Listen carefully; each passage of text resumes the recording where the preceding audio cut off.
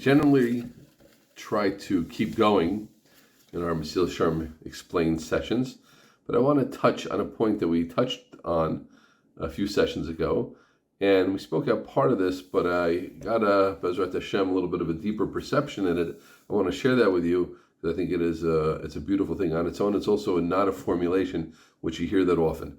So the Rabbeim Mesilas Yesharim had said in this paragraph that we're in the middle of, Hine the taivos hachomrios, if you go after the taiva, you're misrachak min hatov amiti.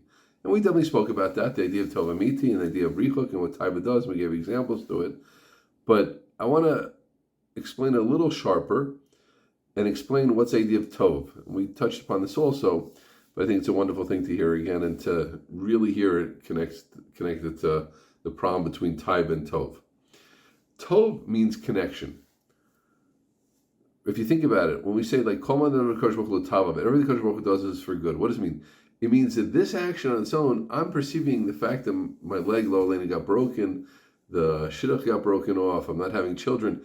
It seems bad very much, but I understand that there's a loving God who's running my whole life, and this somehow fits in. And that's how, when people get nechama for things, when people get consoled, it's usually coming from some type of perception of that, of seeing the connection between one thing and the other. Think about it. Ra is teroim b'shevet barzel. Ra means disconnected pieces, chopped apart. Teroim, like shatter them. B'shevet barzel. The Pesukim say, I believe in the first parak of Tehillim, in the first kapitel. Teroim, truah is a cut off sound. Do, right?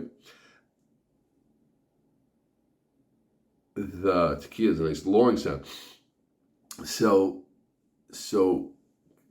Tov is all about connection. We see that in the term hatovas haneris, the nearest of the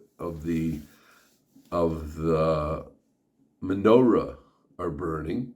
Beautiful, but now they finish. Now we have to clean them out and start the process of lighting again. And that cleaning out process is called hatava, because that's really what it's allowing me to do. It's allowing to connect and keep lighting the menorah. The menorah is not a one-time occurrence, right? Every day it was lit and relit in the Beis HaMikdash. So that's the idea of hatava. Hatava means connection. Okay. Now, what does taiva do? Taiva be'etzim is something that cuts you off from other things. And deeper, it cuts you. It doesn't just cut me off from other things. It means I was going to do a mitzvah and then I just got stuck in my bag of pretzels. I was interested in this relationship and then I just turned it into... The idea of taiva is, in its essence, a disconnect.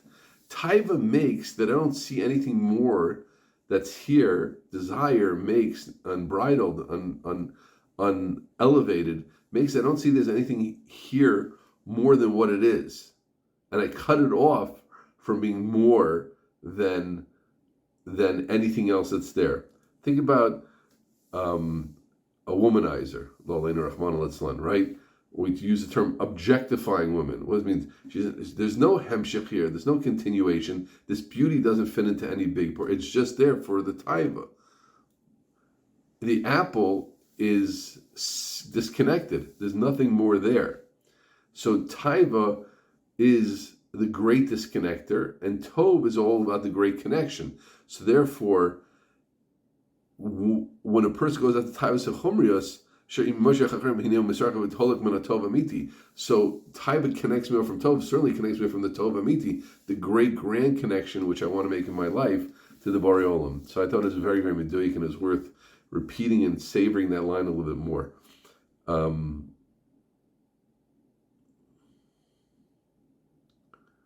that's really the key. Once we say that, that's really the key to getting is like, I think in a certain way we can talk about like the goal of our life and the challenge of our life is to try to see things connected and not see things disconnected. To see a hemshech, I could just see the apple is tasty. Sure, the apple's tasty, but can I see more in the apple? Can I see that it's not just me being very hungry and gobbling it down, or me just wanting the taiva, the taste, the sweetness of an apple, the tartness of an apple, just in an isolated way for itself? Maybe I can see more than that, that this is helping my body to be healthy in order that I can be Oved Hashem correctly. Or this is creating Onik Shabbos for me. or this is a matana from a loving Kadosh Baruch who gave me taste, so I should enjoy. Tamariki Tov Hashem, I can feel the Tuvas Abori in this. I feel the closest to Hashem in this. That's so different. The apple's the apple. One way you're just eating an apple like an animal, excuse me to say, right? And it's a challenge for all of us. The other way is this apple is kedusha. It's connection. It's something amazing, something incredible. It's leading me to high hasagas, to high understands, high levels. But the question is whether I can see the connection or the taiva is pushing me to disconnect it from anything else and just see it on its own. Another excellent example of that is you go to eat with friends, or you're at the lunch table at work, or in yeshiva, wherever you may find yourself, and now the taiva says, all I see is myself. All I want to do is eat. And I don't want to be bothered. I don't want to make conversation. I don't want to see the needs of anybody else. I just want to focus on the food, right? And Malam Kodesh, when we go to a wedding, I think we've given this example before, but it's such a good example because one, the food is very good usually at weddings and it's plentiful, maybe more than your lunch bag Wonder Bread sandwich with a little bit of peanut butter and jelly, which who even wants it, right? Especially if it's Wonder Bread, right? Eat regular bread, so much better.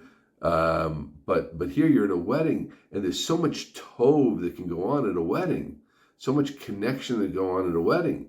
If it's the Simchas Chassav Kala, which is a tremendous mitzvah, if it's connecting to deeper themes that are going on in the wedding, which are already not for us, but Kabbalistically there are humongous things going on at the wedding. If there's having a chance to speak to Talmidei Chacham at a wedding, ask a question you had, very often there are Chashav Rabbanim around to say, give a Shalom Aleichem to a Gadol or to the Rav of the Shul. If it's, like I said, asking questions, if it's connecting to people, if it's experiencing and appreciating. I go to weddings in Yerushalayim, I'm often astounded by how many Chashav Yidden are there, how many Mechankim are there, and people who are being Koveit in Latorah. The tzibur is beautiful, very often it's beautiful. So there's so many things going on at a wedding, the chance to give a little life to those who are downhearted. We all have friends who are struggling. Maybe in a regular context, we don't have enough time to talk to them. There they are at a wedding. Go say a nice word to someone. I'll just say Maisim Begadol.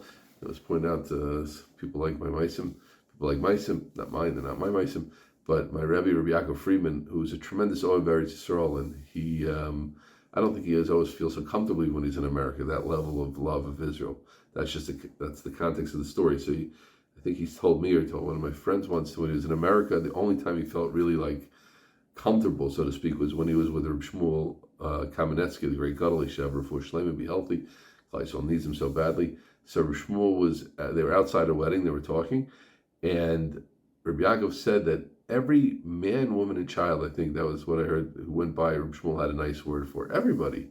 So there's a person who's so disconnected from the taiva, he's not seeing the lamb or asado or pargiyah. That's the last thing on his mind. What's on his mind is, hey, there's an opportunity there. You didn't hear people I can be mechazi, people make them feel good. So it's okay for us to eat, for sure.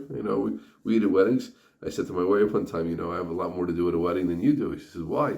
I said, well, you have to speak to people. I have to speak to people. But I have to eat also, so I'm busier. She doesn't even eat. So that was a joke. But of course we eat at a wedding. We're not talking about being monks over here. It's certainly not the purpose in our wedding, Mesilas Yesharim. But do we get stuck in that? And again, feel that. I want everybody to feel that, especially the men. I could feel it. The only thing I see at the wedding is the good wine and this, that. I don't see anybody else. Here I am focused on that. And there's no opportunity. There's no Simchas Chassav Kala. There's nothing. There's just me having a good meal. But that's total disconnection. That's Ra. As opposed to saying, this food is part of the Marechet of Simchas Chassav Kala. This food is part of the Marechet of connecting to, let's see, where this food is part of the Marechet of having the joy of being around good friends and appreciating what good friends are, good family is, all those things. Okay, we continue. We're in the middle of this paragraph. The paragraph started with Hinei Sama Kadosh Baruch Hu. We read up to V'imiyeh, I believe. V'imiyeh leben chayil. If a person will be the one like the soldier, and be successful in the battle that we spoke about so much on all sides, that will be the Adam Hashalom Mashiachka Lidavik Biboro, that will be Zocha to cleave to his creator.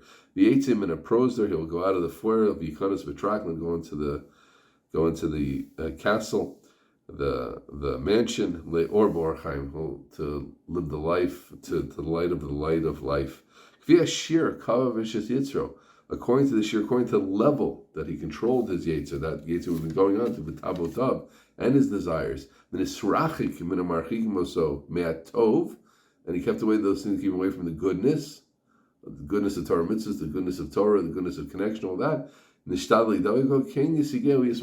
level he will be. So, as we know, our both side friends, that what we're doing in Olam Hazeh, that's connecting and creating our Olam Haba.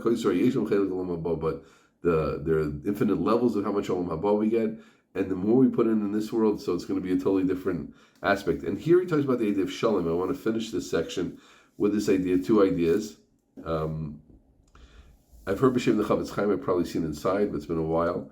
The Chavetz Chaim talks about the idea, I think maybe from Zohar's, or he develops himself, but that a person can get to the next world and be a mum. Chas v'shalom, the last thing anybody would ever want in this world is not to have a hand, not to have a leg, not to have a tooth, even, right? People spend a lot of money just replacing their teeth, koshkin, an eye, an ear, a nose. We want all those things to work so well. But every mitzvah and every aver we have are connected to each other. We see the idea of Ramach, Shasa often, and there are Ramach, Mitzvah Saseh, Shasa, Lo Taseh. Our spiritual body, there's a spiritual, we have regular eyes, we have spiritual eyes, we have regular ears, we have spiritual ears, we have a regular mouth, we have a spiritual mouth. That's what it says. And the way we give life to the spiritual mouth in the next world is by avoiding Lashon Hara, speaking Torah, etc. And all the mitzvahs function together with another part of our spiritual self, our spiritual reality.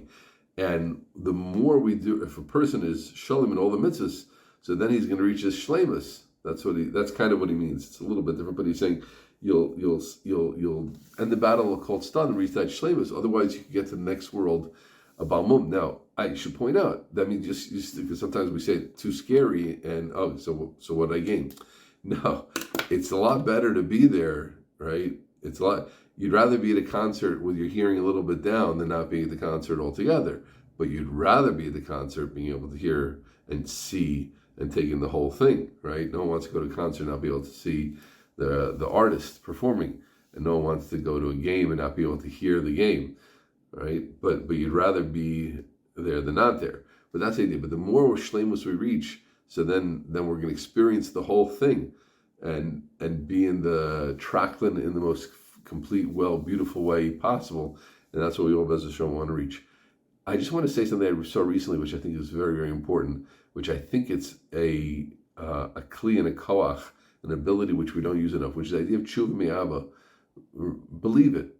We all know it's true. We've all seen it a million times, but I don't think we take it seriously. I think we kind of just take it like, we talk about tshuva, but really there's totally different categories of tshuva. There's tshuva mi'ira, right? A person is scared of punishment for sure. But then there's tshuva mi'ava. Person wants to be close to the Rebbeinu Shalom again, wants to have a love for Hashem, and feels bad about what he's done, and comes back to connect to the Rebbeinu Shalom.